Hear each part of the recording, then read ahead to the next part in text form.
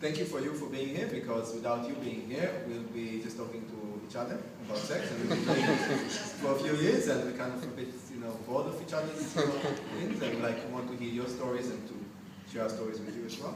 So, yeah, spirituality and sex. So, Tantra is also about sex. Actually, Tantra, in its entirety, originally, traditionally, it's maybe 5% sex. Everything is astronomy and astrology and medicine and Ayurveda and yoga and spiritual teachings and philosophy and what do you do when you wake up in the morning and how do you choose your partner and how do you die. Okay? It encompasses tons of things. So one of the arts of Tantra is sexuality. For us, it's kind of easy to say Tantra and understand that we're actually talking about sexuality. Okay, so if somebody says I'm tantric, meet somebody afterwards next to the tea and coffee there and they say, yeah, I'm actually very tantric. So you kind of know what that means. And that's okay. So we're going to use this word generally for this aspect, for this thing throughout the workshop, but just for you to understand that Tantra is not just about sex.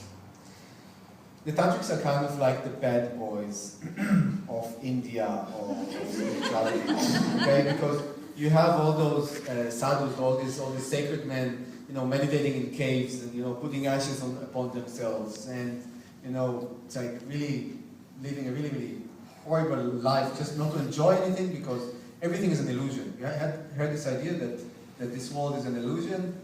The Tantrics say, yeah, it's an illusion, but we're here for like 70 years, let's enjoy it. Yeah? It sounds like a good deal, doesn't it? And they say that, yeah, you can get enlightened and you can evolve through the body, through the senses. The Buddhists and some other traditions go like, no, it's like, no, not to the body, not to the senses, not to sex, because that's a hindrance.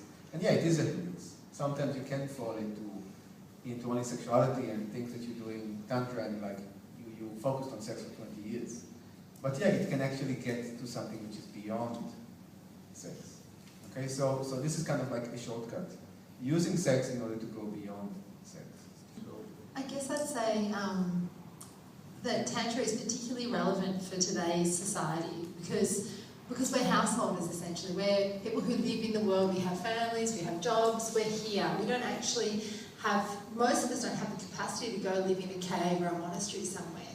So the beauty of the Tantric tradition and the framework allows us to be here, yet still expand. So it's kind of like saying, we can be here, we can still eat the chocolate cake, we can smell it, we taste it, we savor it. In Tantra we enjoy it rather than denying that we're eating it, because we're going to eat it anyway, you know what I mean? So if we're going to eat it, we might as well enjoy it, and not only just enjoy it, but actually do it consciously, do it well.